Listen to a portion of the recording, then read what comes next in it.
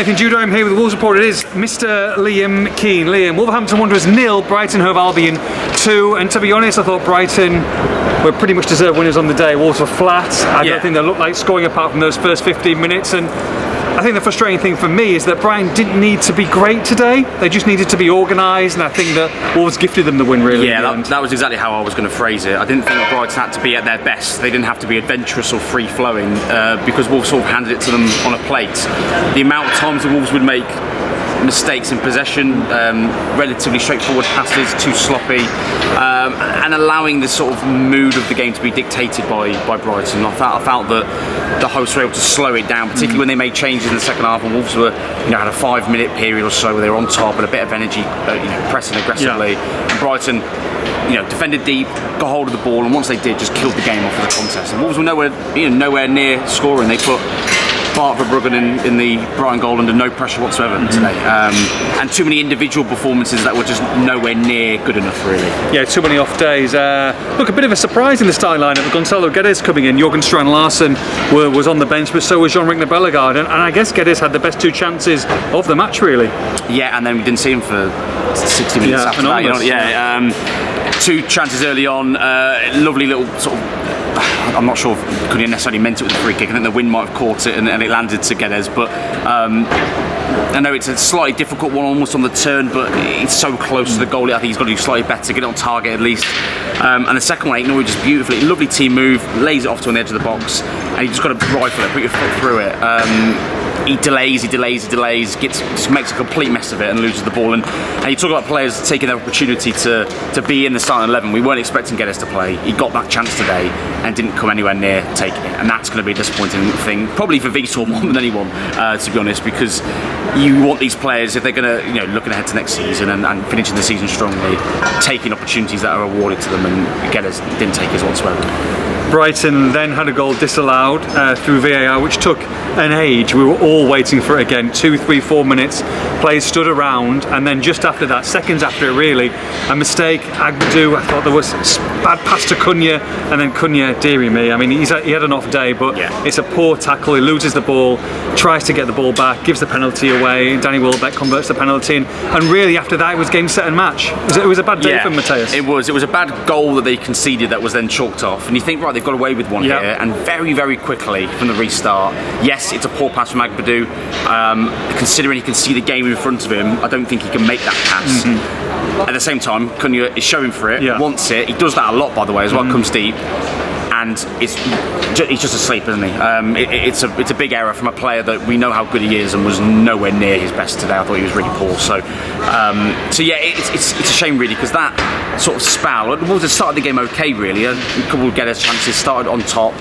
And then that little spell around the disallowed goal and the penalty, which was easily converted, was the spell that killed the game off for me. Then in the second half, Wolves had that spell with the 4 changes. Again, didn't do anything with it, and then Brighton just killed it off again and got a second goal that just meant that Wolves had no opportunities. I mean, it wasn't a great watch for a neutral, but particularly a Wolves fan, because Wolves they just weren't anywhere near their best. Don't see too many times I've seen a quadruple substitution by Wolves, but it probably just shows what Vitor Pereira thought of his starting 11 today. Yeah, I think that's definitely a message. It has to be. I think we'll see a stronger Vitor Pereira. We haven't done the post-match press comments, but I think he'll be visibly frustrated with what he saw today, because the last thing he wanted to do was see his team be on the beach, and I felt like this was very much an end-of-season performance today. And I hope he reflects that in his press, to be honest, because I think he probably does need to. And of those changes, taking Cunha off after 59 minutes is a look. Based purely on the game, he deserved to come off. Based on what he is as a player and what he offers, it's still a big decision to do that. At 1-0 at that time as well. Exactly, it's still a really big decision to take him off. But Vitor, I don't think he's afraid of the big decisions. And Wolves just weren't good enough. So to make the changes, you have to try and impact the game in some capacity. And unfortunately, the changes didn't make a lot of difference either. Aït-Nouri gets forward and tries to put a ball into Larson, obviously who's one of the changes, and Verbruggen does really well to get on it. Otherwise, Larson wasn't really set. I thought it was quite isolated. Bellegarde gave the ball away too often in midfield for my liking. Rodrigo Gomez was busy but didn't get up into the dangerous positions you want him to often enough, and Sarabia of the four was the worst for me. I thought he's done well off the bench. Together. Yeah, I thought couldn't link up with Rodrigo at all. I thought he's done well off the bench, and obviously in other games as we've seen previously, but he was all over the place when he came on, just passing the ball out of play, completely misplacing everything, and it just summed up Wolves' afternoon. Gonzalo Guedes and Cunha, the talking points today. I'm just thinking, like, being the cynic, would you say that Guedes got the chance today to put himself in the shop window, and in terms of Mateus Cunha being pulled at 59 minutes, will we see that more often with him probably not being at the club next season? Put in the shop window with Guedes, yes, also to say, right, well, if you are going to stick around next season, let's show me something as well, and he didn't do that.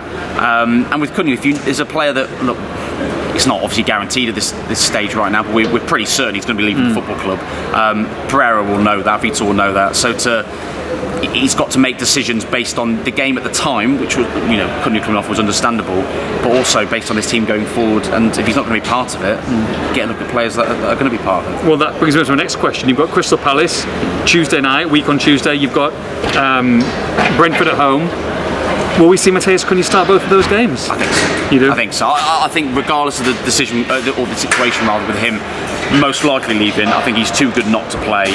And even with that performance, I still think he plays. I'd be gobsmacked if he doesn't start him. But if he doesn't, it's a big talking point. It's a big story. Yeah, and also, I think Vitor will probably want to avoid those questions and those storylines as well. But if he does leave him on the bench, it's a massive decision to make. And a nice debut to finish off the. Yes. Mateus Mane, 17-year-old, came on for the last few minutes.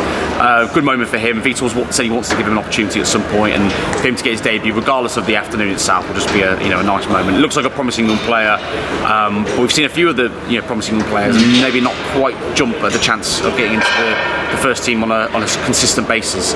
So for him, I'll be fascinated to see how he gets on. Probably in pre-season more than anything, and then go from there. You want to see a reaction to this though? Week on Tuesday at Palace. You have to. Obviously, it depends on other games and the teams around them, but Wolves are probably not going to catch Palace with 2 games to go, so you suspect that they'll be targeting 13th, 14th if they can. And Slipped to 14th, I think, as it stands today. With Everton's result, exactly. So they've got something to play for, but obviously, Wolves have done their job already, which is staying in the Premier League.